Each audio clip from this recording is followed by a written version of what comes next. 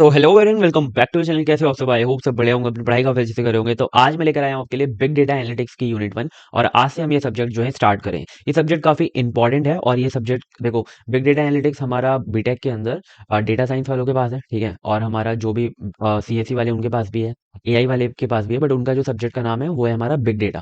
तो big data का और जो बिग डेटा एनालिटिक्स का हमारा सिलेबस है वो बिल्कुल सेम टू सेम है, ठीक है।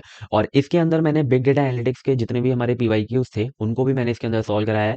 तो बहुत बढ़िया से आपका जो ये यूनिट है इस वीडियो के अंदर कंप्लीट हो जाएगी। मतलब हम वन शॉट देखने वाले हैं, कंप्लीट सिलेबस और पीवाईक्यू सॉल्यूशंस के साथ। तो यूनिट 1 का हमारा नाम है इंट्रोडक्शन टू बिग डेटा। पहले मैं आपको बता देता हूँ कुछ यूनिट के बारे में। तो हम ये जो यूनिट है हमारी 5 पार्ट्स में डिवाइडेड है, ठीक है। सबसे पहले हम इंट्रोडक्शन देखेंगे, फिर हम उसकी कैरेक्टरिस्टिक्स एंड आर्किटेक्चर देखेंगे बिग डेटा का, और फिर हम देखेंगे कि कौन कौन सी टेक्नोलॉजीज यूज हो रही हैं, कैसे एनालिटिक्स होता है, और डेटा टूल्स, मॉडर्न एनालिटिक्स, और फिर सिक्योरिटी, प्राइवेसी एंड एथिक्स देखेंगे, ठीक है। काफी सिंपल यूनिट है और काफी इजी यूनिट है, ज्यादा हार्ड यूनिट नहीं है। अगर आप ये वाली वीडियो एक बार देख लोगे तो आपकी ये जो यूनिट है अच्छे से कंप्लीट हो जाएगी। अब मैंने उसके हर एक पार्ट के सामने लिखा हुआ है कि वो कितनी बार पीवाईक्यू में आया है। जैसे कि इंट्रोडक्शन वाला पार्ट है हमारा 5 टाइम्स पीवाईक्यू में आया है। बिग डेटा की कैरेक्टरिस्टिक्स एंड आर्किटेक्चर हमारा 4 बार आया है। ऐसे ही मैंने सारे टॉपिक्स के सामने लिख दिया वो कितनी बार आए हुए हैं, ठीक है। सो आपको क्या करना है, अगर आपने अभी तक मल्टी एटम्स एप्लीकेशन को डाउनलोड नहीं किया या फिर multiatoms.com को विजिट नहीं किया तो कर लेना नोट्स के लिए। और आप मल्टी एटम्स को सब्सक्राइब कर लो अभी की अभी, जिससे कि आपको और ऐसी बढ़िया बढ़िया वीडियोस मिलती रहें, ठीक है। आप हमारे टेलीग्राम चैनल को ज्वाइन कर सकते हो और अपडेट रहने के लिए, और हमारे इंस्टाग्राम को चैनल को ज्वाइन कर सकते हो अगर आप इंटर्नशिप्स हैकेथॉन्स वगैरह को फाइंड आउट कर रहे हो, ठीक है। तो सारी की सारी लिंक्स आपको डिस्क्रिप्शन में मिल रही होगी। चलो वीडियो को स्टार्ट करते हैं बिना देरी करे। सबसे पहले हम देखते हैं कि भाई डेटा क्या होता है, ठीक है। सबसे पहले समझना पड़ेगा कि डेटा क्या होता है। तो आप सबको पता है डेटा क्या है, हमारे रॉ फैक्ट्स एंड फिगर। अगर डेटा हमारा प्रोसेस नहीं हुआ है तो हम उससे कुछ भी मीनिंगफुल इंसाइट नहीं पता लगा सकते, और हमें पता नहीं लग सकता कि डेटा ये हमारा किस चीज को बिलोंग करता है और ये है क्या। बट अगर हम डेटा को प्रोसेस कर लें तो हम उससे इंफॉर्मेशन इनसाइट्स निकाल सकते हैं और उस इंफॉर्मेशन को हम यूज कर सकते हैं, ठीक है। डेटा बहुत इंपॉर्टेंट है। अब हमारा जो डेटा है ना, अगर हम ऑन द बेसिस ऑफ कि आप किस तरीके से उसे स्टोर कर रहे हो और किस तरीके का हमारा डेटा है, उसके हमारे दो टाइप्स हैं। एक है हमारा ट्रेडिशनल डेटा और एक होता है हमारा डिजिटल डेटा। ट्रेडिशनल डेटा हमारा ऐसा डेटा होता है जो कि पेपर्स के अंदर स्टोर होता है, जैसे कि मेरे ये नोट्स हैं, ठीक है। ये अभी क्या है, ये हमारा ट्रेडिशनल वे में जो है स्टोर है। बट अगर मैं इसकी पीडीएफ बना लूँ तो वो कैसा बन जाएगा, वो जो पीडीएफ होगी वो हमारा डिजिटल डेटा बन जाएगा, ठीक है। मतलब कि वो इलेक्ट्रॉनिक फॉर्म में स्टोर है। आप उसे स्टोर कर सकते हो, कॉपी कर सकते हो, शेयर कर सकते हो, एनालाइज कर सकते हो बहुत ईजिली। बट अगर आपका ट्रेडिशनल डेटा है तो आपको उसे हैंडलिंग करना, मतलब कि उसे शेयर करना, एडिट करना, कॉपी करना बहुत ज्यादा मुश्किल है। सारा काम मैन्युअली होगा, ठीक है। तो वो काफी डिफिकल्ट है। आप इन नोट्स के अंदर सर्च थोड़ी ना कर सकते हो कुछ, बट आप इसकी अगर आप पीडीएफ बना लो तो आप इसके अंदर सर्चिंग कर सकते हो, ठीक है। या फिर आपके पास कोई ऐसी पीडीएफ है जिसके अंदर टेक्स्ट की फॉर्म में डेटा है तो आप इजीली उसे सर्च और एनालाइज कर सकते हो, ठीक है। और ये इसके एग्जांपल्स हमारे रजिस्टर्ड पेपर रिकॉर्ड हो गए, इसके हमारा excel files, databases, email, social media post हमारी, ये सब हमारा डिजिटल डेटा होता है, ठीक है। तो हम इस यूनिट के अंदर अच्छे से जो है डिजिटल डेटा के बारे में ही पढ़ने वाले हैं, क्योंकि आज के टाइम पे डिजिटल डेटा बहुत सारा हो चुका है बिकॉज ऑफ सोशल मीडिया, ठीक है। सबसे मेन थिंग है ना हमारी सोशल मीडिया, जिसकी वजह से डेटा जो है बहुत एक्सप्लोसिव वे में जो है हो रहा है, ठीक है। सो टाइप्स ऑफ डिजिटल डेटा। अब हमारे जो डिजिटल डेटा होते हैं वो हमारे टाइप्स के फॉर्म में अलग अलग टाइप्स के होते हैं। एक होता है हमारा स्ट्रक्चर्ड डेटा, जिसके अंदर क्या होता है कि हमारा जो डेटा है वो ऑर्गेनाइज फॉर्मेट के अंदर, एक फिक्स फॉर्मेट के अंदर जो है ऑर्गेनाइज रहता है, अरेंज रहता है, ठीक है। जैसे कि हमारा रॉस एंड कॉलम्स, ठीक है। मतलब कि टेबल्स के फॉर्मेट में हमारा जो डेटा है वो स्टोर है इजीली, ठीक है। आपको पता होगा जैसे हमारे टेबल्स की फॉर्मेट में होता है, रोज के अंदर हमारे कॉलम्स के अंदर हमारा जो हेडिंग्स होती है, रोज के अंदर हमारा एक्चुअल डेटा होता है, ठीक है। कैरेक्टरिस्टिक्स की बात करें तो ये वेल ऑर्गेनाइज होता है, इजी टू स्टोर होता है और सर्च करना भी इजी होता है, ठीक है। आपको पता होगा, ठीक है। बट ये हमारा क्या होता है ना, ये हमारा थोड़ा स्ट्रक्चर डेटा आपने देखा होगा कि थोड़ा कम है तो इजीली एक्सेस हो जाएगा, प्रोसेस हो जाएगा। बट अगर बढ़ जाएगा तो बहुत मुश्किल होती है इसमें, ठीक है। और डेटाबेसेस के अंदर स्टोर होता है और ये प्री डिफाइंड स्कीमा को यूज करता है, मतलब कि पहले से इसका स्ट्रक्चर जो है डिफाइन होता है, फिर उसके अंदर जो डेटा है हमारा स्टोर होता है। जैसे कि आपने डेटा बेस अगर आपने पढ़ा है, डीबीएमएस पढ़ा है, तो आपने ये सारी चीजें पढ़ी होंगी। एग्जाम्पल के लिए एक्सेल शीट ले सकते हो या फिर आपके हिसाब से एग्जाम्पल ले लेना, ठीक है। और एसक्यूएल के डेटाबेस टेबल्स होती हैं, वो हमारा एग्जाम्पल हो गया इसका, ठीक है। मतलब कि रॉ एंड कॉलम्स की फॉर्म में जो हमारा डेटा होता है जो कि फिक्स्ड फॉर्मेट को यूज करता है, ठीक है। तो ये होता है हमारा स्ट्रक्चर डेटा। दूसरा आता है हमारा semi structure data. Semi structure data हमारा अनस्ट्रक्चर से भी अलग है और स्ट्रक्चर से भी अलग है। इसके अंदर क्या होता है ना, कोई भी हमारा फिक्स्ड, मतलब जैसे वहां पर हमारा टेबल फॉर्मेट में ही रहेगा, ठीक है। बट यहाँ पर कोई भी फिक्स्ड फॉर्मेट नहीं है, ठीक है। आप इसमें अलग अलग फॉर्मेट्स यूज कर सकते हो। मतलब डेटा तो देखो फॉर्मेट में ही यूज होगा, ठीक है, और इजी टू सर्च होगा, ठीक है। बट यहाँ पर जो है आपका जो फॉर्मेट है वो फिक्स नहीं होगा, ठीक है। जैसे कि वहां पर टेबल फॉर्मेट हमारा फिक्स हो गया था स्ट्रक्चर में। यहाँ पर क्या होगा कि आपका जो डेटा है वो यूजेस टैग्स को यूज कर सकता है, की वैल्यू पेयर्स में जो है स्टोर हो सकता है, या फिर उसका जो कुछ मेटा डेटा होगा जिससे कि वो इजीली सर्च हो सकता है, ठीक है। जैसे कि आपने जेसन की फाइल्स देखी होंगी जो कि की वैल्यू पेयर्स पेयर्स में होती है, ठीक है। एक्सएमएल फाइल्स होती है जो काफी हैवी होती है। ईमेल्स होते हैं, उसका एक स्ट्रक्चर होता है, पहले मतलब हेडिंग होती है, देन बॉडी होती है, देन उसका लास्ट का पार्ट होता है। तो ये ऐसे मतलब स्ट्रक्चर तो होगा, बट अलग अलग स्ट्रक्चर होंगे, रिजिड स्ट्रक्चर नहीं होगा, ठीक है। सो ये आपको समझ में आ गया सेमी स्ट्रक्चर डेटा। नेक्स्ट होता है हमारा अनस्ट्रक्चर्ड डेटा।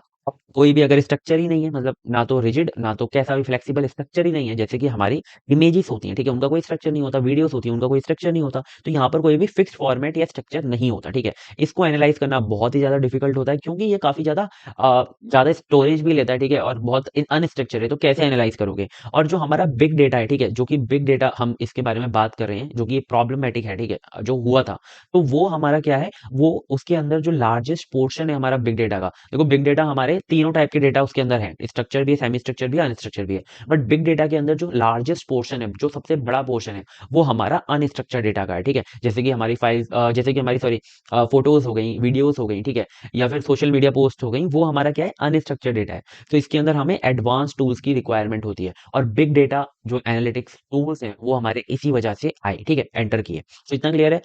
आपसे जो है क्वेश्चंस पूछे जाते हैं इसके बेस पर कि list the different kind of digital data आप बता दोगे, ठीक है। डिफाइन करो स्ट्रक्चर और अनस्ट्रक्चर डेटा आप बता दोगे, ठीक है। डिफरेंट शेड करो structure, semi structure, unstructured with example, तो आप कर दोगे, ठीक है। तो हमने ये क्वेश्चंस जो है सॉल्व कर लिए इसके अंदर। तो आई होप इतना जो है क्लियर है।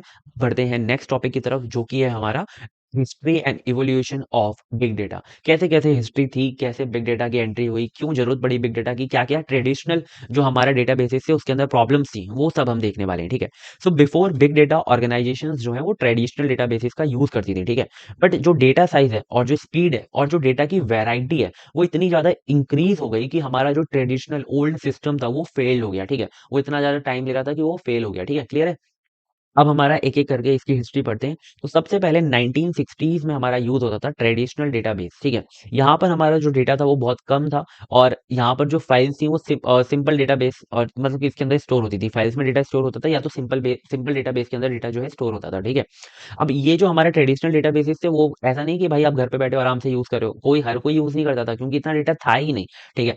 नोटबुक्स वगैरह में डेटा जो है स्टोर हो जाता था ईज़िली, ठीक है? तो यहाँ पर जो गवर्नमेंट यूज़ करती थी या फिर बिग ऑर्गेनाइजेशंस जो हैं इसको यूज़ करती थी। जैसे मैंने एक वीडियो देखा था जो कि काफ़ी पुरानी एक बुक थी, जिसके अंदर क्या होता था कि एक पंडित जी हैं, उनके पास कोई भी बंदा आता था और उनसे जो भी पूछता था क्वेश्चन, तो वो क्या करते थे, और या फिर उनका जो भी धर्म था, उनकी जो भी कास्ट थी, उनका जो भी सरनेम था, उसको उसके अंदर लिख दिया जाता था, ठीक है, कि आपकी ये जनरेशन रही है। तो वो क्या है, वो एक हमारा ट्रेडिशनल डेटाबेस आप कह सकते हो, ठीक है, मतलब कि ये बुक है, वहाँ पे जो है डेटा हमारा स्टोर हो रहा है, ठीक है। बट उसको अगर हम आज के टाइम पे रीड करना बहुत मुश्किल है, क्योंकि उन्होंने तो उसे संभाल के रखा है, बट ऐसा हो सकता है कि आप उसे संभाल ही ना पाओ अच्छे से, ठीक है।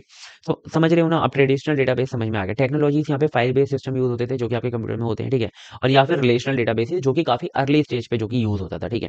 इतना क्लियर है। और लिमिटेशन इसकी क्या थी, बहुत लिमिटेड स्टोरेज थी इसके अंदर, ज्यादा स्टोरेज के लिए पैसे ज्यादा लगेंगे, मैनुअल प्रोसेसिंग करनी पड़ती थी, ठीक है, यहाँ पे कोई भी प्रोसेसिंग वगैरह नहीं होती थी, ठीक है, कोई भी एनालाइज रियल टाइम एनालिसिस नहीं होता था उसके अंदर, ठीक है। अब बात आती है 30 साल बाद 1990s में, जहां पर इंटरनेट की एंट्री हुई, ईआरपी एरा आया, ठीक है। ईआरपी एरा क्या, हमारा एंटरप्राइजेस रिसोर्स प्लानिंग, ठीक है। या ये जो है हमारे बिजनेसेस यूज करते हैं, आज भी यूज करते हैं, सैप आपको पता होगा। तो यहाँ पर क्या होता है कि हमारे जो बिजनेसेस हैं क्या करते हैं, अपने जो पूरे का पूरा प्रोसेस है उसे मैन्युअली हैंडल करने की वजह मतलब इजीली जो है वहाँ पर प्लान वगैरह कर लेते हैं, ठीक है, कि मतलब ये हमारा मॉड्यूल एचआर का है, ये मॉड्यूल हमारा सेल्स का है, ये मॉड्यूल्स हमारा लाइक टेक का है, तो अलग अलग मॉड्यूल्स के अंदर डिवाइड कर लेते हैं, और वहाँ पर जो है सिंगल डैशबोर्ड पे वो इजीली उसे मैनेज कर पाते हैं, ठीक है। ग्रोथ ऑफ इंटरनेट हुई 1990s में, ठीक है। अब वहाँ पर लाइक बिजनेसेस ने ईआरपी सिस्टम्स का यूज करना स्टार्ट किया, जिसकी वजह से क्या हुआ, डिजिटल ट्रांजेक्शन जो है, ठीक है, लेन देन जो है, ट्रांजेक्शन जो है वो बहुत ज्यादा इंक्रीज हो गया, ठीक है। अब डिजिटल ट्रांजेक्शन जैसे इंक्रीज हुआ तो डेटा भी इंक्रीज हो गया। अब जैसे डेटा इंक्रीज हुआ तो वहां पर आई दिक्कत, क्योंकि जो हमारे ट्रेडिशनल डेटाबेसेस थे वो तो इतना डेटा हैंडल नहीं कर सकते। तो यहाँ पर जो मोस्टली बट डेटा जो था मोस्टली वो स्ट्रक्चर्ड था, ठीक है, अभी भी जो था डेटा स्ट्रक्चर्ड था, और कुछ जो था हमारा सेमी स्ट्रक्चर था, लाइक ईमेल्स या फिर रजिस्टर जो हमारे लॉग्स थे वो, ठीक है, रिकॉर्ड्स थे जो, ठीक है। प्रॉब्लम इसके अंदर आई कि database could not scale easily, वो इतना आप स्केल उसे कर ही नहीं सकते। अगर आपको स्केल करना है तो हार्डवेयर की जो कॉस्ट है वो बहुत ज्यादा आएगी, क्योंकि यहाँ पर वर्टिकल स्केलिंग होती है, ठीक है, मशीन्स की जो कैपेसिटी है उसे बढ़ाया जाता है, ठीक है, मशीन्स को जो है इंक्रीज नहीं किया जाता। स्लो प्रोसेसिंग प्रोसेसिंग होता था, जो भी अगर लार्ज डेटा है उसका जो प्रोसेसिंग है वो काफी ज्यादा स्लो हो जाता था। तो आई होप इतना क्लियर है। 1990 तक हम पहुंच गए। अब आगे आता है हमारा एरा वेब कंपनीज का, डेटा एक्सप्लोजन हुआ यहाँ पे, ठीक है। तो 20s में क्या, 2000 में क्या हुआ कि companies like Google, Yahoo, Facebook, जो कि सोशल मीडिया की तरफ आप समझ लो कि सोशल मीडिया आया, तो फिर बहुत सारे लोगों ने डेली, मिलियंस ऑफ यूजर्स ने डेली डेटा जनरेट करना स्टार्ट किया, ठीक है। लाइक टेक्स्ट के फॉर्मेट में, फोटोज के फॉर्मेट में, या फिर स्ट्रीमिंग, क्लिक स्ट्रीमिंग के फॉर्मेट में, सब में जो है डेटा स्टोर हुआ और न्यू डेटा सोर्सेस आई यहाँ पे, ठीक है। मतलब कि पहले इतना डेटा हो ही नहीं रहा था, ठीक है, जनरेट। बट यहाँ पर जो है ट्रेडिशनल आरडीएमएस, जो कि रिलेशनल डेटाबेस मैनेजमेंट सिस्टम था, वो फेल हो गया, ठीक है। और यहाँ पर ये इतना ह्यूज अमाउंट ऑफ डेटा जो है स्टोर नहीं कर पाया, ठीक है। ना तो उसे प्रोसेस कर पाया अनस्ट्रक्चर्ड डेटा को, क्योंकि वो सिर्फ स्ट्रक्चर डेटा को जो है प्रोसेस कर सकता है, ठीक है। और ये काफी ज्यादा एक्सपेंसिव भी होने लगा। तो यहाँ पर जरूरत पड़ी डिस्ट्रीब्यूटेड सिस्टम्स की, ठीक है। जो मेन जरूरत पड़ी वो पड़ी जब वेब आया, ठीक है। मतलब वेब 2.0 इसे कहते हैं। जब सोशल मीडिया आया था ना, जब बहुत ज्यादा जरूरत पड़ी थी डिस्ट्रीब्यूटेड सिस्टम्स की। तो यहाँ पर एंट्री होती है बिग डेटा एरा की, जहां पर बिग डेटा के अंदर हडूप, क्लाउड, एआई आया, ठीक है। जो कि क्या करता है, डिस्ट्रीब्यूटेड सिस्टम को लाया, ठीक है। मतलब कि इतने अनस्ट्रक्चर्ड डेटा को भी वो एनालाइज कर सकता है, प्रोसेस कर सकता है और इजीली स्टोर कर सकता है, ठीक है। और ये काफी चीप भी है in the comparison of traditional databases, ठीक है। अब यहाँ पर एंट्री हुई हडूप की, जो कि डिस्ट्रीब्यूटेड स्टोरेज और प्रोसेसिंग को जो है रखता है, ठीक है। और क्लाउड कंप्यूटिंग की, नो एसक्यूएल डेटाबेसेस की, ठीक है। यहाँ पर एसक्यूएल की जरूरत ही नहीं है, ठीक है। एआई एंड मशीन लर्निंग की। तो इन सबसे क्या हुआ, ये जो ह्यूज अमाउंट में डेटा था वो एनालाइज हो पाया, प्रोसेस हो पाया, स्टोर हो सका, ठीक है। तो की फीचर इसके क्या है कि डेटा हमारे मल्टीपल मशीन पे जो है स्टोर होंगे, प्रोसेस होंगे, ठीक है। पैरेलल प्रोसेसिंग होंगी, एक टाइम पे मल्टीपल डेटा जो है प्रोसेस होंगे, मल्टीपल प्रोसेसर यूज होंगे, फॉल्ट टॉलरेंस की रिकवरी भी हो सकेगी, लो कॉस्ट हार्डवेयर, ठीक है। हार्डवेयर जो है काफी इतने कॉस्टली नहीं होंगे, पेपर यूज मॉडल आ गया था, ठीक है। तो इतना क्लियर है। 2010 तक हमारा कंप्लीट। तो यहाँ पर बिग डेटा की एंट्री हो गई थी। अब हम इसके रिजल्ट्स देख लेते हैं। So big data analytics become practical, कि मतलब इतना ज्यादा जो अमाउंट में डेटा है वो भी अब एनालाइज हो सकता है, ठीक है। रियल टाइम इंसाइट्स, आप रियल टाइम इंसाइट्स भी ले सकते हो कि डेटा आता जा रहा है, उसके टाइम पर आप इंसाइट्स, मतलब कि उसके बिहाफ पर ही आप जो है उससे इंफॉर्मेशन जो है निकाल सकते हो, ठीक है। इंटेलिजेंट डिसीजन मेकिंग, उससे आप जो है जो प्रिडिक्शन है वो कर सकते हो, और उससे जो प्रिडिक्शन आपने किया है उससे आप डिसीजन भी ले सकते हो, ठीक है। और ये आपने मतलब देखा होगा कि रिकमेंडिंग सिस्टम में कि यूजर्स क्या देख रहा है, ठीक है। आप स्क्रॉल करते जा रहे हो, स्क्रॉल करते जा रहे हो, ठीक है। स्क्रॉल करते टाइम पे ना आपने देखा होगा कि रियल टाइम जो है रिकमेंडेशन आपको आता है, मतलब कि आप उस टाइम पे जो स्क्रॉल कर रहे हो, जो आपने पहली रील अगर आपने देखी इंस्टाग्राम पे, ठीक है, फिर आपने जो दूसरी रील देखी और जो आपने तीसरी रील देखी, इन 3 रील से ही वो डिसीजन ले लेता है इंस्टाग्राम की आपको चौथी रील कौन सी दिखानी है। ऐसा नहीं है कि आपका जो पास्ट का डेटा पड़ा है उसी के बिहाफ पे चल रहा है। पास्ट के डेटा पे आपकी 3 रील्स आपको दिखाई जाएंगी, बट जो ये 3 रील दिखाई जाएंगी इसके बिहाफ पे रियल टाइम डिसीजन लिया जाएगा, और फोर्थ रील आपको दिखाई जाएगी कि आपने किस टाइप की जो 3 रील देखी है, या फिर आपने कौन सी रील पे जितना कितना ज्यादा टाइम दिया है, जिसके हिसाब से आपको फोर्थ रील दिखानी है। सो आई होप इतना क्लियर है। सो ये मैंने थोड़ा सा डायग्राम बना दिया है, फ्लो बना दिया है कि 1960 में डेटाबेसेस थे, 1990s में इंटरनेट ईआरपी आया, 20s में गूगल, याहू, डेटा एक्सप्लोजन हुआ यहाँ पर, और फिर 2010 में हमारी हडूप की, क्लाउड की, एआई की एंट्री हुई, ठीक है। क्लियर है। अब हम आगे बढ़ते हैं। तो हडूप एक हमारा टूल है, ठीक है। बिग डेटा टेक्नोलॉजी समझ सकते हो, ठीक है। सो यहाँ पर आपको पीवाईक्यू पूछा गया था इस टॉपिक से कि डिस्क्राइब करो evolution of big data over time, ठीक है। तो इनको जो है डिस्क्राइब करो। और एक बार शायद क्वेश्चन आया था कि ट्रेडिशनल सिस्टम में क्या क्या प्रॉब्लम थी, वो तो हम आगे पढ़ने वाले हैं, बट मैंने यहाँ पर लिख दिया सारा कि कौन कौन सी प्रॉब्लम थी। लाइक ह्यूज वॉल्यूम डेटा वो हैंडल नहीं कर सकता, और ये सारी, ठीक है। स्केलेबिलिटी बहुत पुअर थी, हाई कॉस्ट था, स्लो परफॉर्मेंस था, ठीक है। तो इतना क्लियर है। यहाँ तक हमारा जो काम है कंप्लीट हुआ। अब हमने कितने टॉपिक कर लिए, यहाँ पर अभी एक टॉपिक पूरा पार्ट कंप्लीट नहीं हुआ है, हम ड्राइवर्स तक पहुंचते हैं, ठीक है। ड्राइवर्स क्या है, ठीक है। अब देखो, हमारा जो सोर्स होता है डेटा का, ठीक है, जहां से बिग डेटा आ रहा है, ठीक है, कहां से बिग डेटा इतना जनरेट कहां से हो रहा है, तो वो होते हैं हमारे ड्राइवर्स। तो यहाँ पर हम देखेंगे सोर्सेस को, ठीक है। तो कौन कौन से फैक्टर्स हैं जो कि इतना ज्यादा जनरेशन कर रहे हैं huge volume of data at high speed and different formats, ठीक है। सो चलो जल्दी से देखते हैं। सबसे पहला होता है हमारा सोशल मीडिया एक्सप्लोजन, क्योंकि मिलियंस ऑफ यूजर्स आज के टाइम पे इंटरनेट पे हैं, और वो डेली जनरेट कर रहे हैं मैसिव डेटा, ठीक है। टेक्स्ट, पोस्ट, इमेजेस, वीडियोस, ये सब, ठीक है। इंटरनेट ऑफ थिंग्स, अब और सेंसर्स, लाइक आपके वियरेबल वॉचेस हैं, स्मार्ट वॉचेस हैं, स्मार्ट होम्स हैं, ट्रैफिक सेंसर्स हैं, इंडस्ट्रियल मशीन्स हैं। तो वो क्या करते हैं, ये जो सारे ऐसे सेंसर्स हैं, आपको भी पता होगा, ठीक है। ये सारे सेंसर्स 24/7 जो है मॉनिटरिंग करते हैं, ठीक है, और डेटा को कलेक्ट करते हैं और डेटा को जनरेट करते हैं, ठीक है, वो जो कलेक्ट हुआ है। तो वो जो डेटा जनरेट हुआ इनकी वजह से कितना ज्यादा मैसिव हो गया और रियल टाइम डेटा इसमें जनरेट होता है, ठीक है। तो यहाँ पर बिग डेटा एनालिटिक्स की बहुत ज्यादा जरूरत होती है कि वो मॉनिटरिंग और प्रिडिक्शन कर सके, ठीक है। अब वहां पे ट्रैफिक लाइट लगी हुई है, ठीक है, वो अगर रियल टाइम पे नहीं चलेगी तो सिस्टम खराब हो जाएगा। या फिर आपने हाईवेज पे देखी होंगी जो कि कैप्चर कर रहे हैं सेंसर कार की रियल टाइम जो स्पीड है, तो वो चीज मतलब वो 24/7 चलनी चाहिए। अगर वो मॉनिटरिंग नहीं होगी तो फिर दिक्कत आ जाएगी, ठीक है। अब इतना ह्यूज अमाउंट में 24/7 चलता ही रहता है वो सेंसर, तो कितना डेटा जनरेट हो रहा होगा, ठीक है, कितना डेटा कलेक्ट हो रहा होगा। इतना क्लियर है, दो हमारे हो गए। थर्ड आता है हमारा मोबाइल डिवाइसेस एंड एप्लीकेशन। हर एक घर में हर एक बंदे के पास एक दो फोन है, ठीक है, और वो ह्यूज अमाउंट में जो है उसके अंदर एप्स भी बहुत सारे हैं, ठीक है। अब जो एप्स हैं वो जो सर्विसेज वो यूज कर रहे हैं उनका ऐप यूजेस, ठीक है, सर्विसेज जो यूजेस है उसका भी डेटा बहुत ज्यादा जनरेट होता है। लाइक गूगल मैप्स का होता है, UPI apps, food delivery apps, ठीक है, उसके अंदर लोकेशन डेटा होता है, ऐप यूसेज डेटा होता है, मैसेजेस का डेटा होता है, कॉल्स का डेटा होता है, पेमेंट्स का डेटा होता है। तो यहाँ पर क्या है, बहुत सारा डेटा जनरेट होता है। तो ये थर्ड ड्राइवर हो गया। फिर आता है क्लाउड कंप्यूटिंग।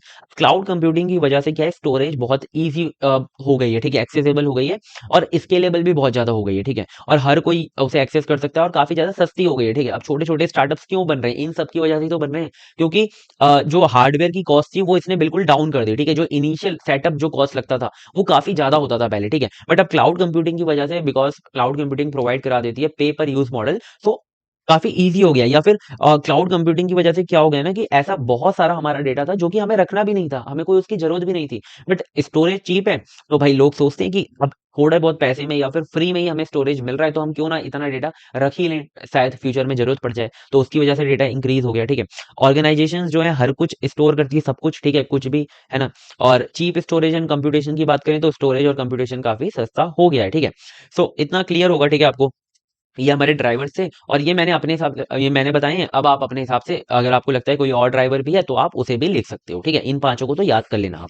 अब हम आगे बढ़ते हैं। तो ये ड्राइवर्स वाला जो कॉन्सेप्ट था इससे हमारे दो पीवाईक्यूज आए थे। एक आया था कि ड्राइवर्स जो ऑफ बिग डेटा पे शॉर्ट नोट लिखो 10 मार्क्स 7 मार्क्स में, और की ड्राइवर्स बताओ behind the rise of big data, तो आप वो भी बता सकते हो, ठीक है। तो ये दोनों हमारे 7 नंबर के क्वेश्चन है, क्लियर है।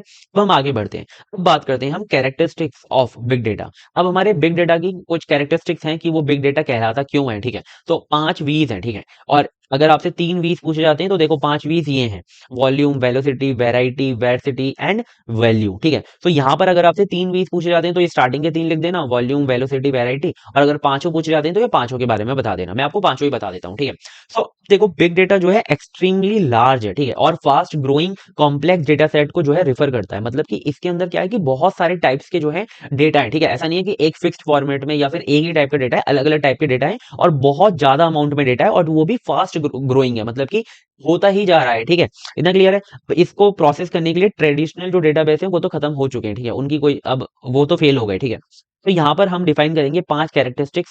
सो वाई ट्रेडिशनल सिस्टम फेल, ये 5 ये बता देंगे कि क्यों फेल हो गए, ठीक है।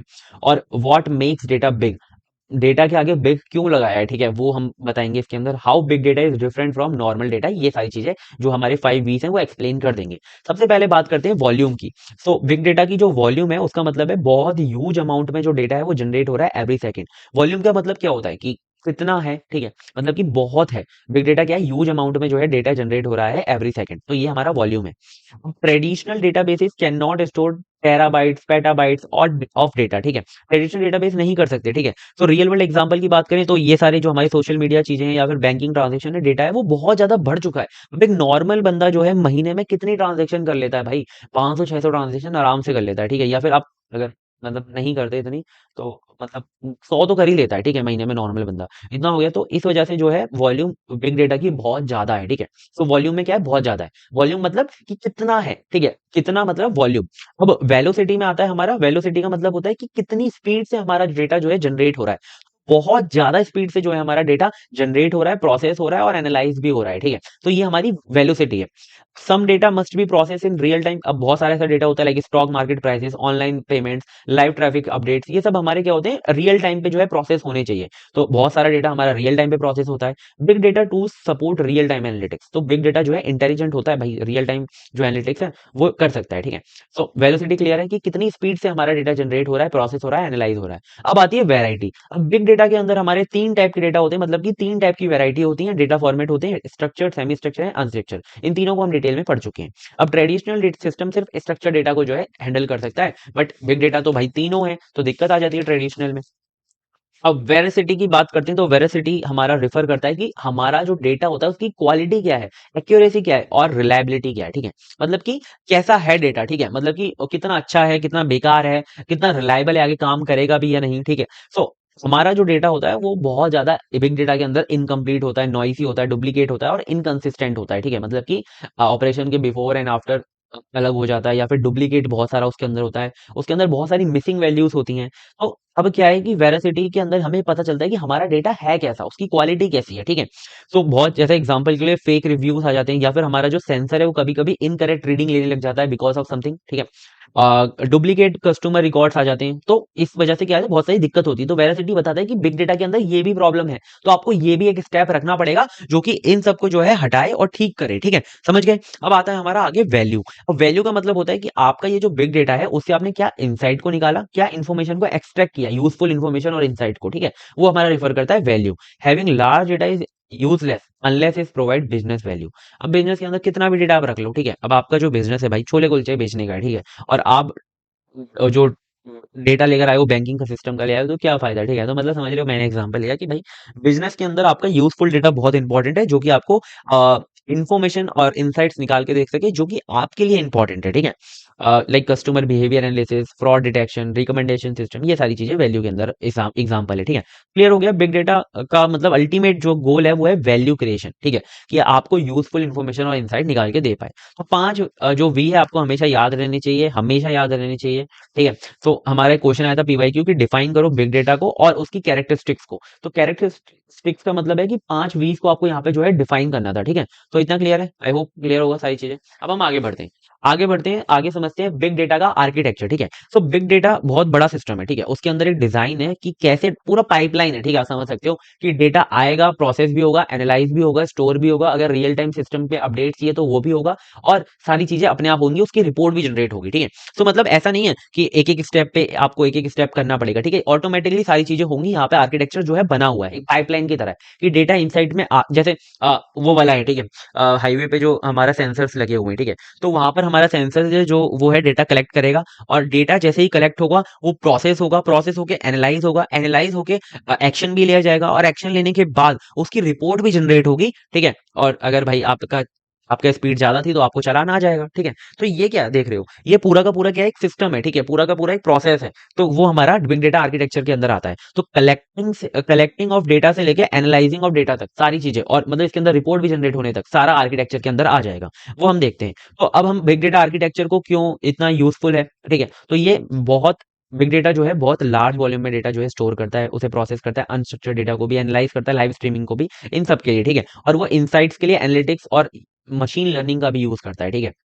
ये हमारा आर्किटेक्चर है, इसे थोड़ा सा समझ लेते हैं। ये हमारे डेटा सोर्सेस हैं, ठीक है। डेटा सोर्सेस मतलब कि कहाँ कहाँ से डेटा आ रहा है, ड्राइवर्स कौन कौन से हैं। डेटा आता है या तो वो स्टोर होता है स्टोरेज में, फिर बैच प्रोसेसिंग होती है, और फिर एनालिसिस होती है, और फिर वो रिपोर्ट तैयार हो जाती है उसकी, ठीक है।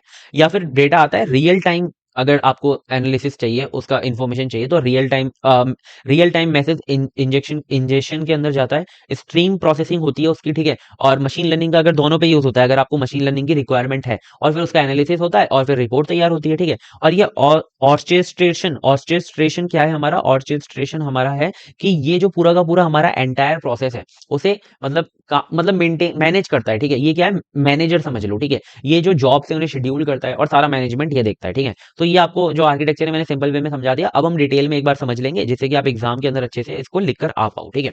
सबसे पहला हमारा क्या है, डेटा सोर्सेस। तो डेटा सोर्सेस हमारे वही जहां से डेटा आ रहा है, like log file, social media, IoT sensors, mobile application, सब हमारा क्या है, डेटा सोर्सेस है। इसके अंदर डेटा स्ट्रक्चर भी होता है, अनस्ट्रक्चर भी होता है, ठीक है।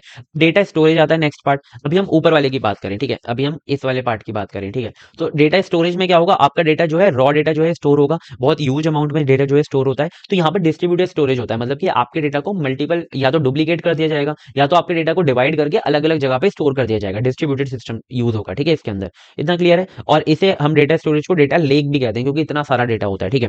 फिर आता है हमारा बैच प्रोसेसिंग। अब आपने डेटा स्टोर तो कर लिया, अब आप क्या करोगे, उसकी बैच प्रोसेसिंग करोगे कि लार्ज डेटा जो है at rest, this handle large data at rest, ठीक है, मतलब डेटा रखा हुआ है। इस टाइम पे क्या होगा, डेटा हमारा फिल्टर होगा, एग्रीगेशन होगा, डेटा ट्रांसफॉर्मेशन होगा, मतलब कि डेटा आप इस फॉर्मेट में लाओगे जिस फॉर्मेट में आप उसे एनालाइज कर पाओ, ठीक है। या फिर जो भी हमारा डेटा बेकार है उसे हटा दोगे, या फिर एग्रीगेशन कर दोगे, ठीक है, मतलब ग्रुप्स में डिवाइड कर दोगे, ठीक है।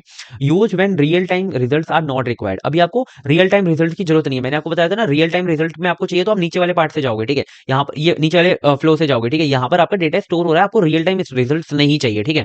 सो इतना क्लियर है, बैच प्रोसेसिंग हो गई। यहाँ पे क्या है कि डेटा हमारा हैंडल हो गया, कि भाई हमारा जो फिल्ट्रेशन नॉइसी डेटा था, सारी चीजें हैंडल कर लिया हमने, एक फॉर्मेट के अंदर कर दिया कि अब हम इसे एनालाइज कर सकते हैं, ठीक है। अब आता है हमारा रियल टाइम। मैंने देखो ये पीवाईक्यूज आए हुए हैं, explain big data architecture with diagram, तो आप एक्सप्लेन कर देना। Big data architecture and characteristics, तो ये एक्सप्लेन कर देना आप, ठीक है। तो ये हमारे दो क्वेश्चन आए हुए थे, दोनों लॉन्ग क्वेश्चन है, ठीक है। रियल टाइम मैसेज इंगेशन, ठीक है, ये क्या है, this is used when data comes continuously, continuously आता है तो आप क्या करोगे, डेटा को, लाइव डेटा को कलेक्ट करोगे, उसे एज अ बफर एक्ट करोगे, ठीक है, मतलब as a storage system act करोगे, डेटा आया और यहाँ पर कोई भी डेटा जो है लॉस नहीं होगा, ये इंश्योर करेगा रियल टाइम मैसेज इंगेशन। और ये तुरंत आगे जाएगा, ठीक है, ये स्ट्रीमिंग में, ये स्ट्रीमिंग डेटा के लिए, मतलब जो स्ट्रीम होता है ना, डेटा थोड़ा थोड़ा आ रहा है, और मतलब लाइक आपने कोई स्ट्रीम कर रहे हो कोई मूवी, ठीक है, तो उसके लिए आप उससे समझ सकते हो कि थोड़ा हमारा डेटा जो है प्रोसेस होता है और फिर आपको दिखता है, फिर आगे फिर तो थोड़ा सा डेटा प्रोसेस होता है, फिर आपको दिखता है। एकदम से पूरा का पूरा डेटा जो है प्रोसेस नहीं होता। तो यहाँ पर क्या होता है कि आपका जो लाइव डेटा कलेक्ट होता है और एज अ बफर ये जो है एक्ट करता है, ठीक है। लाइव डेटा आ रहा है और यहाँ पे बफर में होगा, और फिर इस बफर का जो डेटा है वो प्रोसेस होगा और फिर आगे जाएगा, फिर डेटा आएगा, फिर यहाँ पर स्टोर होगा और यहाँ पे थोड़ा प्रोसेस होगा, फिर आगे जाएगा। अब आता है स्ट्रीम प्रोसेसिंग। तो यहाँ पर आपने रियल टाइम पे डेटा कलेक्ट कर लिया और एज अ बफर काम कर लिया, ठीक है, मतलब कि डेटा हमारा जो आ रहा है ना कंटिन्यूअसली, यहाँ पे थोड़ी देर के लिए स्टोर रहेगा, ठीक है। फिर जो स्ट्रीम है आगे जाएगी, और स्ट्रीम प्रोसेसिंग में क्या होगा कि हमारा जो लाइव डेटा आ रहा था, लाइव डेटा जो स्ट्रीम थी, वो हमारी यहाँ पर क्या होगी, प्रोसेस होगी, ठीक है। तो यहाँ पर जैसे कि ऑनलाइन पेमेंट प्रोसेस होगी, लाइव ट्रैफिक अपडेट प्रोसेस होंगे, या फिर सेंसर मॉनिटरिंग क्या होगी, प्रोसेस होगी। अब यहाँ पर क्या होता है कि ये लो लेटेंसी, मतलब कोई भी डिले ना आए, ठीक है, उसके लिए यूज होता है, और फास्ट डिसीजन ले सको उसके लिए यूज होता है, ठीक है। अब यहाँ पे प्रोसेस हो गया। अब एनालिटिक्स डेटा स्टोरेज आता है। यहाँ पर जो हमारा प्रोसेस डेटा है, जैसे कि यहाँ पर जो है बैच बैच प्रोसेसिंग हुई होगी, मतलब कि यहाँ पे कंप्लीट डेटा जो है वो आप समझ सकते हो यहाँ पे प्रोसेस हुआ होगा, जो कि हमें रियल टाइम रिजल्ट नहीं चाहिए। यहाँ पे हमें रियल टाइम रिजल्ट चाहिए, तो स्ट्रीम में डेटा प्रोसेस हुआ होगा, ठीक है। अब देखो दोनों का दोनों डेटा कहाँ जाएगा, एनालिटिकल डेटा स्टोरेज के अंदर जाएगा, इसके अंदर जाएगा, ठीक है। ये हमारा ये भी इधर जा रहा है, ये भी इधर जा रहा है। अब जो भी आपने डेटा प्रोसेस किया है वो यहाँ पर क्या होगा, यहाँ पर फास्ट क्वेरिंग होगी, कोई भी क्वेश्चन है या फिर एनालिसिस होगी उसकी, ठीक है। और ये हमारा ब्रिज की तरह काम करेगा प्रोसेसिंग एंड एनालिटिक्स के बीच में, ठीक है। सो जैसे प्रोसेसिंग और यहाँ पर एनालिटिक्स है, यानी कि रिपोर्ट तैयार होगी यहाँ पे, ठीक है, और यहाँ पर प्रोसेसिंग है, तो बीच में हमारा डेटा जो है एनालाइज होगा। तो ये हमारा काम समझ में आ गया। अब आता है एनालिटिक्स एंड रिपोर्टिंग। तो यहाँ पर जो हमारी रियल इनसाइट्स हैं वो जनरेट होगी, डेटा एनालिसिस होगा, रिपोर्ट तैयार होगी, डैशबोर्ड पे विजुअलाइज होगा डेटा, ठीक है, वो सब अपडेट होगा यहाँ पर, ठीक है, क्लियर है। And user mainly interact with this layer. जो एंड यूजर है वो उसको तो यूजर इंटरफेस दिख रहा होता है या फिर डैशबोर्ड दिख रहा होता है, तो वो हमारा यहाँ पर जो है देखता है, बट यहाँ पर इतना सारा काम जो है चल रहा होता है बिग डेटा आर्किटेक्चर के अंदर, ठीक है। अब हम बात कर लेते हैं दो और हमारे जो पार्ट थे, एक था हमारा मशीन लर्निंग और एक है हमारा ऑर्केस्ट्रेशन, ठीक है। तो फिर आता है हमारा मशीन लर्निंग। मशीन लर्निंग हमारा जहां पर आपको जरूरत है वहां पर यूज होता है। अगर मशीन लर्निंग जरूरत ही नहीं है, लाइक प्रेडिक्शन की आपको कोई जरूरत नहीं है, पैटर्न डिटेक्शन नहीं करना, या फिर कोई भी आपको डिसीजन नहीं लेना, इंटेलिजेंट डिसीजन नहीं लेना on the real time data, तो आप मशीन लर्निंग का यूज नहीं करते। बट अगर आपको जरूरत है तो आप मशीन लर्निंग का यूज कर सकते हो, जो कि बैच प्रोसेसिंग के साथ भी और स्ट्रीमिंग डेटा के साथ भी जो है काम कर लेता है, ठीक है। बात है ऑर्केस्ट्रेशन। ऑर्केस्ट्रेशन क्या है, ये हमारा एंटायर वर्क फ्लो को क्या करता है, कंट्रोल करता है, मैनेज करता है, ठीक है। ये क्या करता है, जॉब्स को शेड्यूल करता है, डेटा कैसे मूव होगा, या फिर प्रोसेस को ऑटोमेट करता है, और ये इंश्योर करता है कि सारा का सारा जो काम है वो स्मूथली चले और ऑटोमेटिकली अपने आप चलता रहे, ठीक है, कोई दिक्कत ना हो, ठीक है। ये था हमारा big data architecture. I hope आपको ये जो बिग डेटा आर्किटेक्चर है बहुत अच्छे से क्लियर होगा। ये जो डायग्राम है बहुत अच्छे से याद कर लेना। देखो सबसे पहले तो डेटा सोर्स से डेटा आएगा, ठीक है। फिर आपको पता है डेटा या तो हमें चाहिए रियल टाइम रिजल्ट्स, तो आप यहाँ पे भेज दोगे रियल टाइम की तरफ। अगर आपको रियल टाइम रिजल्ट नहीं चाहिए तो आप डेटा स्टोरेज की तरफ भेज दोगे। फिर रियल टाइम अगर आपको रिजल्ट चाहिए तो आपको स्ट्रीम प्रोसेसिंग करनी पड़ेगी, अगर आपको नहीं चाहिए तो आपको बैच प्रोसेसिंग करनी पड़ेगी, ठीक है। और दोनों कहाँ पर आएंगे, एनालिटिकल डेटा स्टोर के अंदर आएंगे, जहां पर हमारा आगे जाएगा डेटा एनालाइज होने के लिए, ठीक है। फिर यहाँ से हमारा डेटा आगे जाएगा जो कि यहाँ पर एनालाइज होगा और उसकी रिपोर्ट तैयार होगी, ठीक है। और ये हमारा जो है सब कुछ कंट्रोल करता है। और मशीन लर्निंग ऑप्शनल है, चाहे आप रखो या मत रखो, ठीक है, बट यहाँ पे बनाकर आना, ठीक है, क्लियर है। आगे बढ़ते हैं।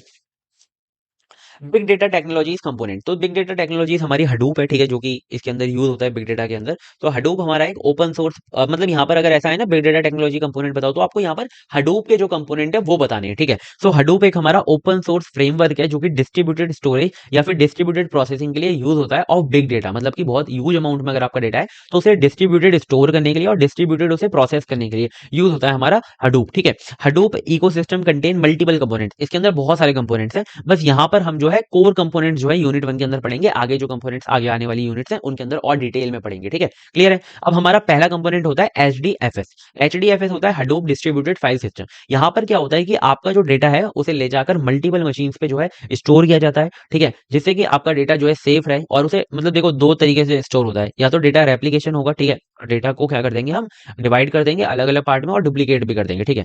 स्टोर वेरी लार्ज फाइल्स, ठीक है, ये लार्ज फाइल्स को स्टोर करने में हेल्प करता है, ठीक है। तो यहाँ पर क्या है कि या तो आपका डेटा डुप्लीकेट हो गया स्टोर हो रहा होगा अलग अलग स्टोरेज पे, या फिर आपका डेटा डिवाइड होकर स्टोर हो रहा होगा अलग अलग स्टोरेज पे, ठीक है।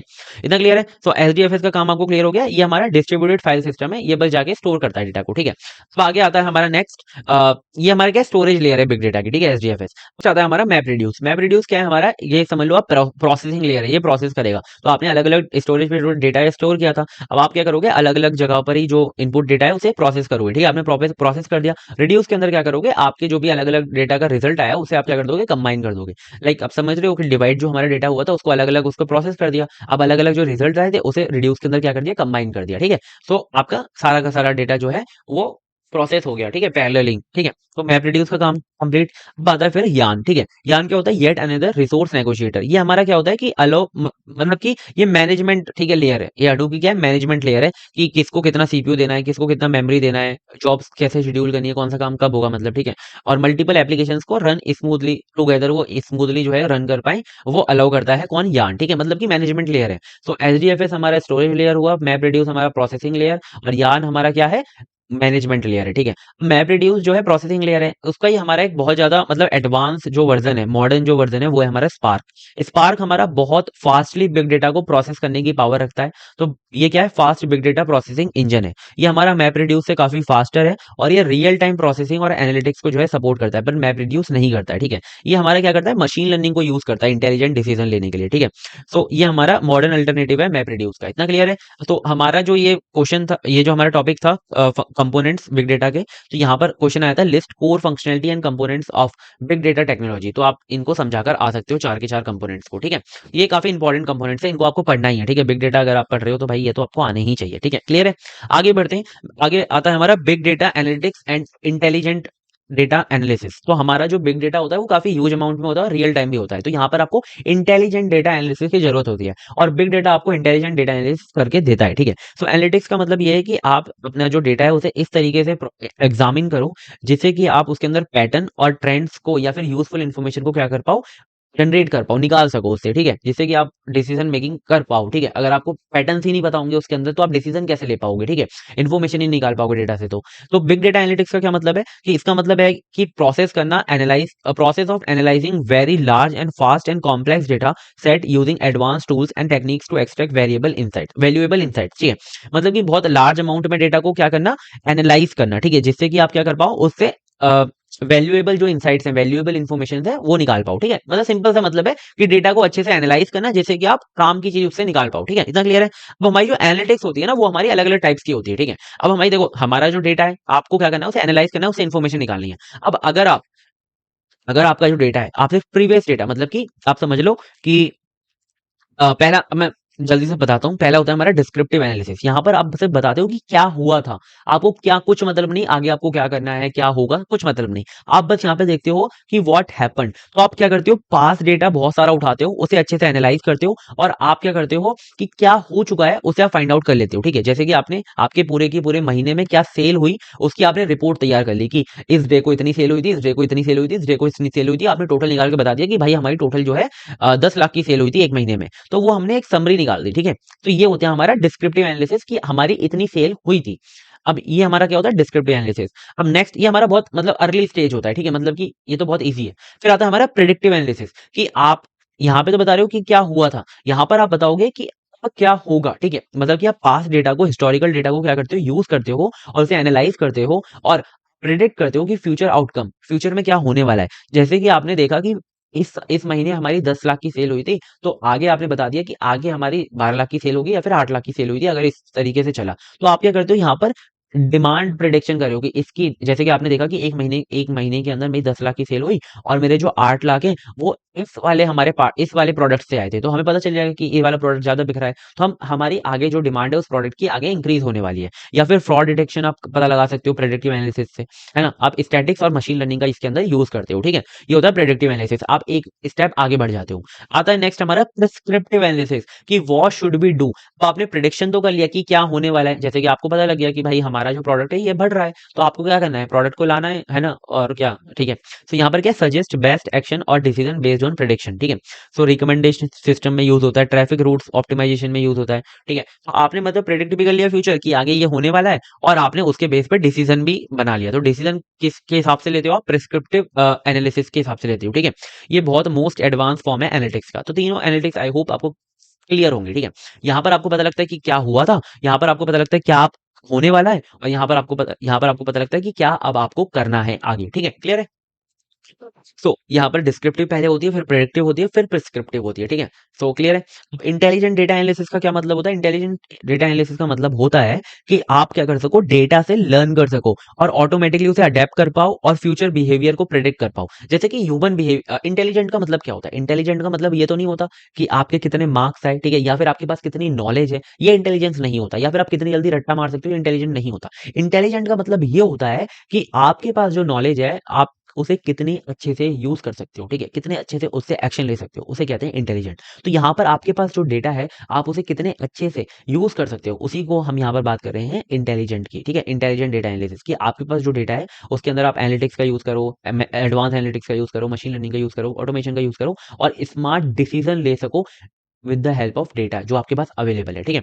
ह्यूमन लाइक डिसीजन जो है आप ले सको। Why big data analytics intelligent, मैंने बोला था ना, बिग डेटा इंटेलिजेंट एनालिटिक्स क्या होती है, इंटेलिजेंट होती है, क्योंकि ये बहुत लार्ज अमाउंट में डेटा जो है उसे स्टोर भी कर रही है, प्रोसेस भी कर रही है, एनालाइज भी कर रही है, ठीक है। तो ये हमारा ह्यूज एंड कॉम्प्लेक्स डेटा को हैंडल करती है, और रियल टाइम जो भी वर्क कर सकती है, और ये एआई और एमएल के एल्गोरिथम्स को यूज करती है, हिडन पैटर्न्स को डेटा के अंदर से उसे आइडेंटिफाई करती है, और डिसीजन एक्यूरेसी को भी इंप्रूव करती है, ठीक है। तो ये हमारा क्यों है बिग डेटा एनालिटिक्स इंटेलिजेंट, वो मैंने आपको बता दिया। अब यहाँ पर हमारा एक क्वेश्चन आया था इसी वाले टॉपिक से कि what is the role of big data analytics in intelligent data analysis. तो ये मैंने आपको बता दिया, ठीक है। क्लियर है। अब हम आगे बढ़ते हैं। तो यहाँ पर मतलब इतना नहीं, आपको ये सारा समझा कर आना है, ठीक है, जब भी आपको अच्छे मार्क्स मिल पाएंगे।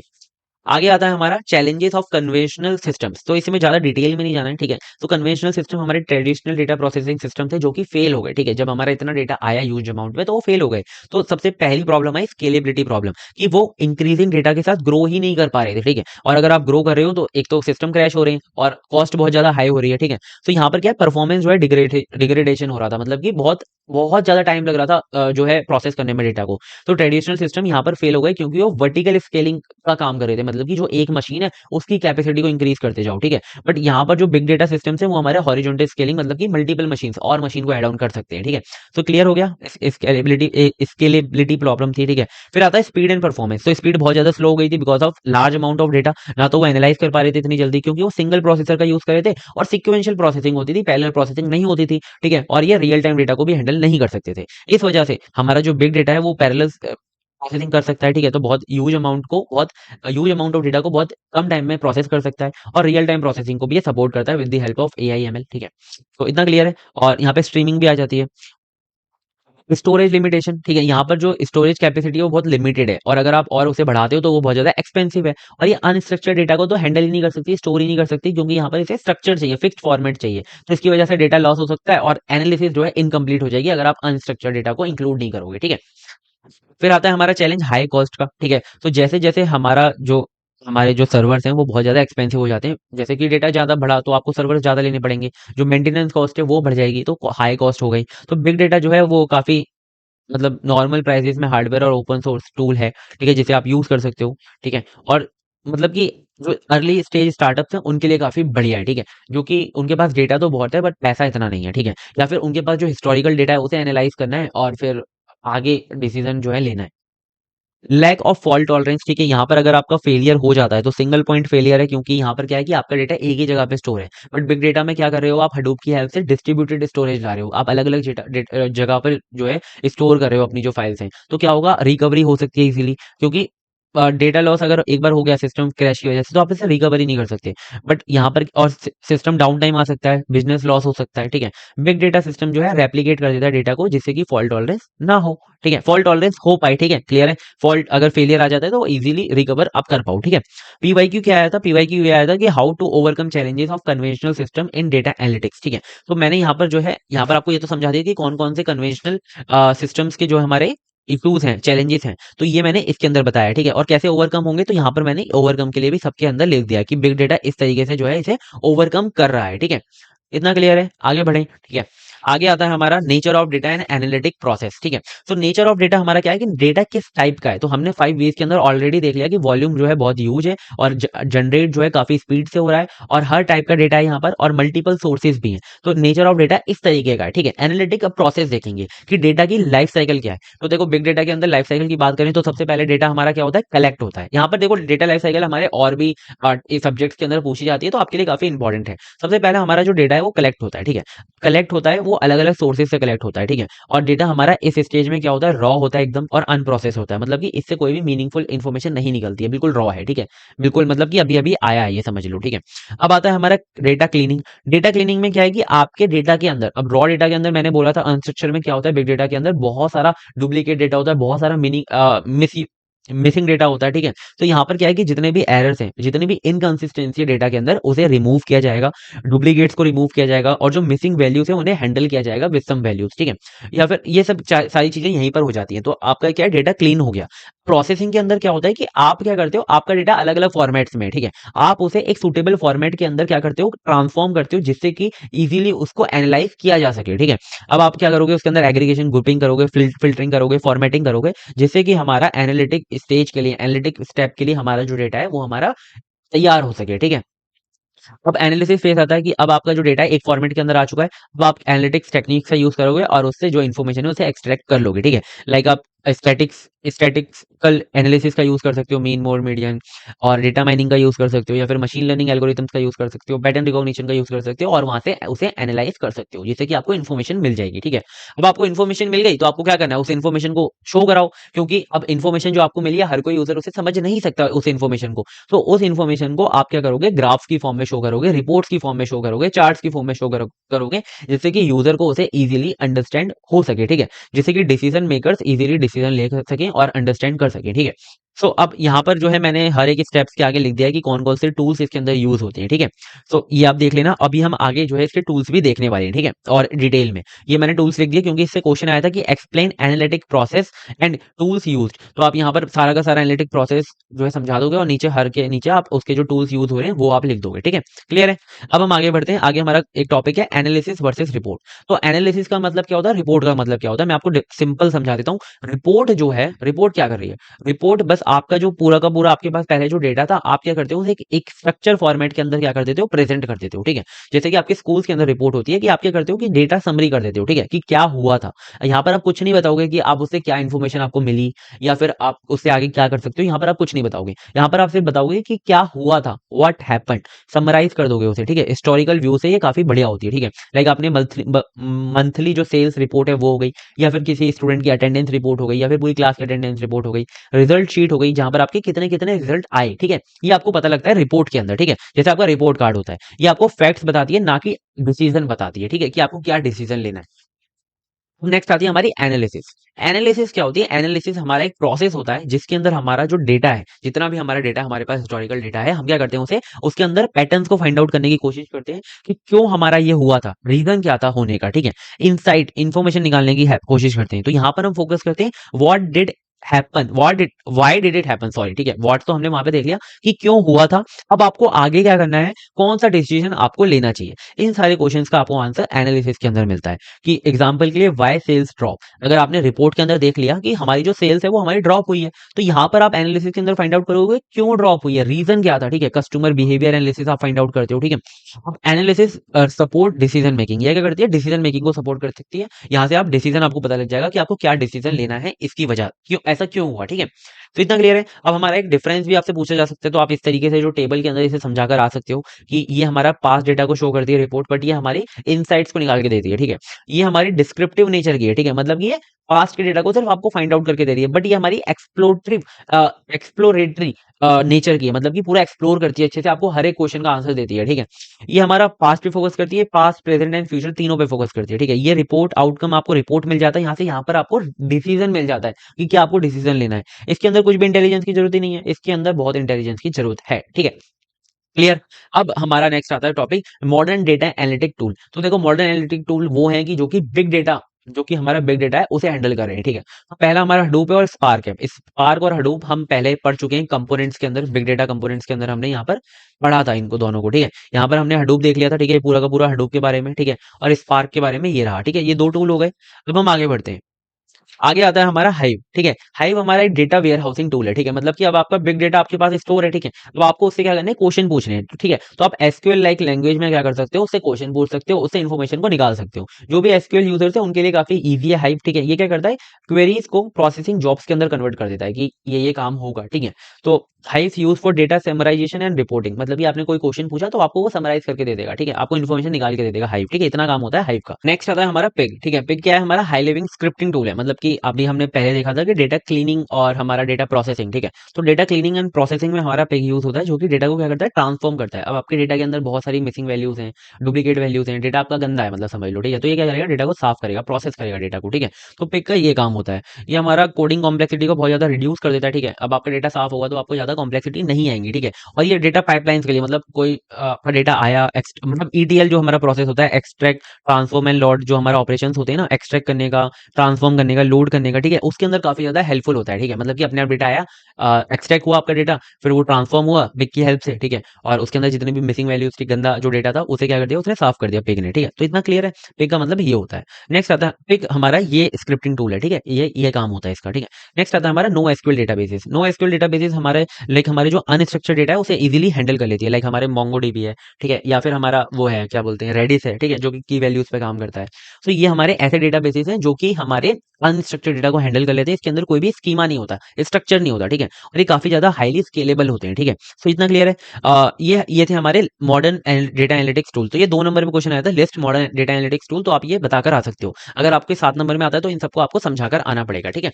तो आई होप आपको क्लियर होगा। नेक्स्ट हम आगे बढ़ते हैं। एक क्वेश्चन आया हुआ है कि discuss big data features in terms of security, protection and auditing. अब इतना सारा डेटा है, इतना इंपॉर्टेंट डेटा है, तो उसके अंदर सिक्योरिटी तो होनी चाहिए, ठीक है। तो हम उसके बेस पर डेटा, बिग डेटा के फीचर्स को बताएंगे। अभी हमने पहले बिग डेटा के फीचर्स को बताया था, वो इसके बेसिस पे नहीं था, ठीक है, कि हमने बात करी थी कि जो हमारे कैरेक्टरिस्टिक्स थे, जो वॉल्यूम्स, वेलोसिटी, वैरायटी, इनके बारे में बात करी थी। बट यहाँ पर हम बात करेंगे सिक्योरिटी, प्रोटेक्शन एंड ऑडिटिंग की बिहाफ पे, ठीक है।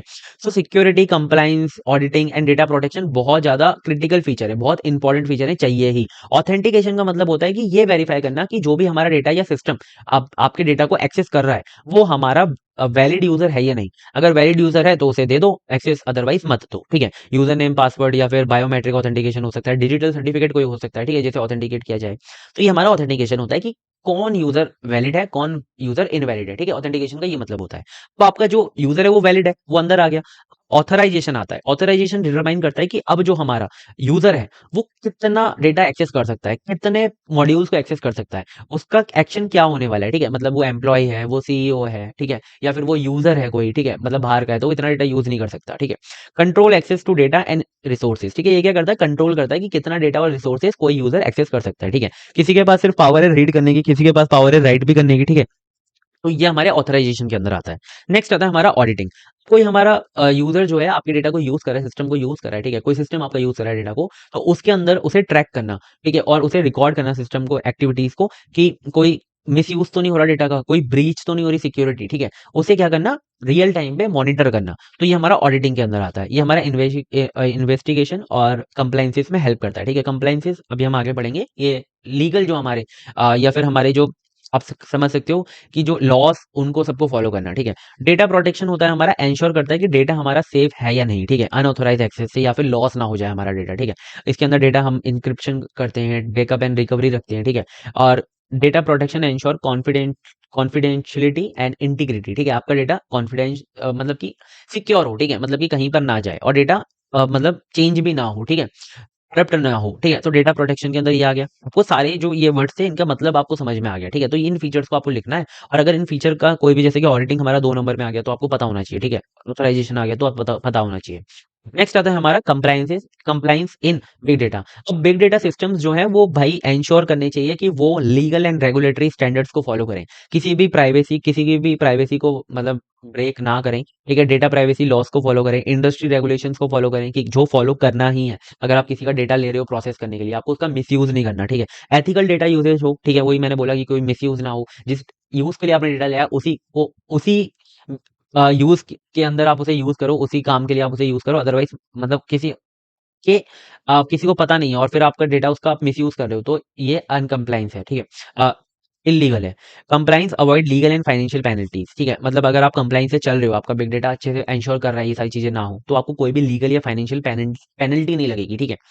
Big data privacy and ethics क्या होते हैं वो हम देखते हैं। बिग डेटा प्राइवेसी का मतलब ये है कि जो इंडिविजुअल राइट्स है उनको जो है उन पे फोकस करना कि किसी भी पर्सनल की इंफॉर्मेशन या फिर उसकी सेंसिटिव इंफॉर्मेशन को क्या करना, प्रोटेक्ट करके रखना किसी भी अनऑथोराइज एक्सेस या फिर मिस यूज से, ठीक है?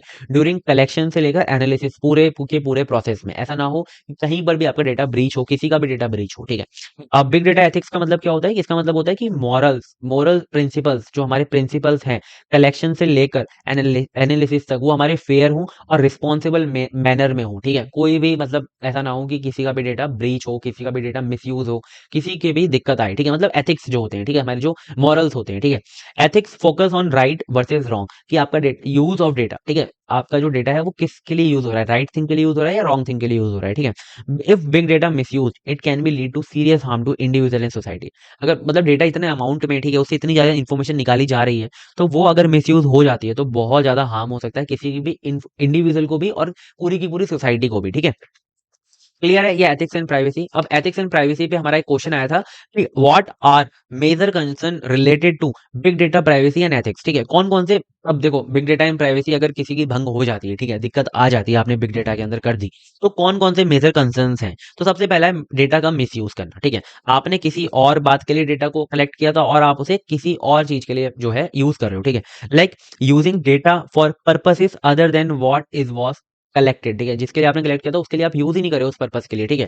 Selling user data without permission, जैसे कि मैंने एक एग्जांपल भी बताया था पहले कि अब पहले की वीडियोस में कभी कि अगर आप जैसे आप कहीं पर फ्लिपकार्ट वगैरह पे कोई प्रोडक्ट देख रहे हो, ठीक है? उस प्रोडक्ट का जो डेटा है, आप जो भी आपका डेटा था वो कहीं और सेल कर दिया गया, तो आपको हर सोशल मीडिया पे उसके एड्स दिख रहे हैं, या फिर आप नॉर्मली अब आजकल तो आप बात भी कर लो किसी से, ठीक है, किसी के बारे में, किसी प्रोडक्ट के बारे में, तो वो आपको डेटा जो है दिखने लग जाता है। तो भाई ये कंपनी जो है सेल ही तो कर रही है डेटा, ठीक है? आपके आपको पता भी नहीं है, ठीक है? कहीं ना कहीं आपने टर्म्स एंड कंडीशन पे राइट कर रखा है, ठीक है? तो आप कुछ कर भी नहीं सकते, ठीक है? टारगेटिंग यूजर अनफेयरली, ठीक है? किसी यूजर को अनफेयरली टारगेट करना मतलब कि फालतू में ही टारगेट करना। Data misuse violate trust and privacy, जिससे क्या होता है, ट्रस्ट एंड प्राइवेसी जो है ब्रेक होती है और आप कभी भी किसी पे ट्रस्ट नहीं करते, ठीक है?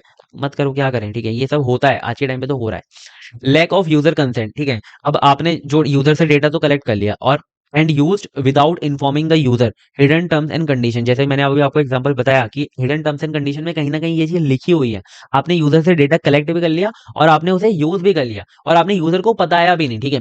मतलब आप जैसे हिडन टर्म्स एंड कंडीशन का यहाँ पे ज्यादा अगर यूज होता है कि आपको, आप डायरेक्टली क्लिक क्लिक करते जाते हो, अलग अलग करते जाते हो और आपका जो सारा का सारा एक्सेस है वो उनको मिल जाता है, ठीक है?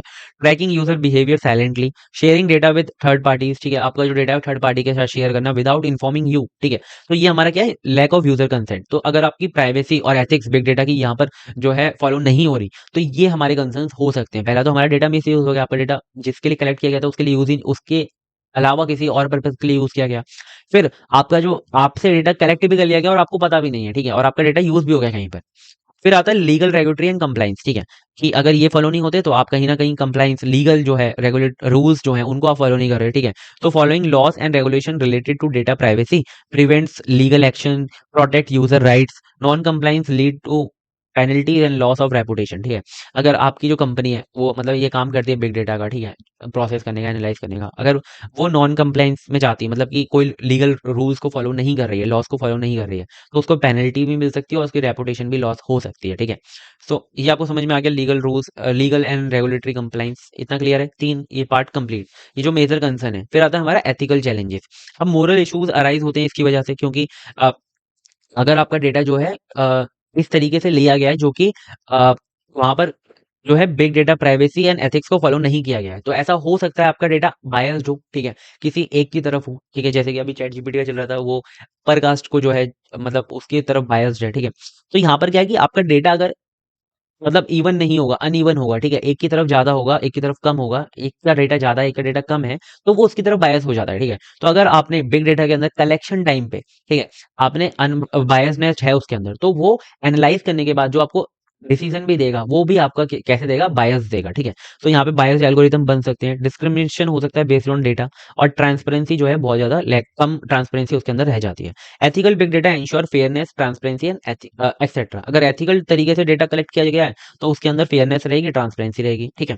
तो ये था हमारा पूरा का पूरा big data analytics unit 1 with PYQs. मैंने आपको सारे पीवाईक्यूज भी यहाँ पर कवर करा दिए, कोई भी पीवाईक्यू आपका रह नहीं गया है, ठीक है। आपने अगर ये वीडियो कंप्लीट देख लिया तो आपकी पूरी की पूरी यूनिट कंप्लीट हो गई, आपको और कुछ पढ़ने की इससे की जरूरत नहीं है। बस आपने एक बार वीडियो देख लिया है ना, और एक बार आपने अगर अपने खुद के नोट्स बना लिए तो अच्छी बात है, अदरवाइज आप मल्टी आइटम्स एप्लीकेशन को डाउनलोड कर सकते हो, मल्टी आइटम वेबसाइट पे जा सकते हो, आप नोट्स वहां से ले सकते हो, ठीक है। बिग डेटा एनालिटिक्स यहाँ पर कंप्लीट हुआ यूनिट 1, ठीक है। और यूनिट्स, अब बिग डेटा एनालिटिक्स की हमने कंप्लीट एक प्लेलिस्ट बना दी है, आपको डिस्क्रिप्शन में उसका लिंक मिल जाएगा, जहां पर आपको सारी यूनिट्स मिल जाएंगी बिग डेटा एनालिटिक्स की, जैसे जैसे आ जाएंगी, ठीक है। फिर आपको उसके इंपॉर्टेंट टॉपिक्स मिल जाएंगे, शॉर्ट क्वेश्चंस मिल जाएंगे, सारी चीजें आपको उस प्लेलिस्ट के अंदर मिल जाएंगी, तो उस प्लेलिस्ट को बुक मार्क करके रख लेना, ठीक है। अब आपको क्या करना है, मल्टी आइटम्स को सब्सक्राइब कर लो, जिससे कि आपको बहुत सारे मल्टी आइटम प्लस को भी सब्सक्राइब कर लो, जिससे कि आपको बहुत बढ़िया बढ़िया वीडियो मिल सके। और अगर आप इंटर्नशिप, करियर के रिलेटेड जॉब्स, हैकेथॉन्स या फिर इंटरव्यूज जो कि रियल लोग हैं उनसे, ठीक है, वो आपको मल्टी आइटम्स करियर पे मिल जाएंगे, ठीक है। तो आप उन्हें सब्सक्राइब करके इस चैनल को भी सब्सक्राइब कर लेना आपको, ठीक है।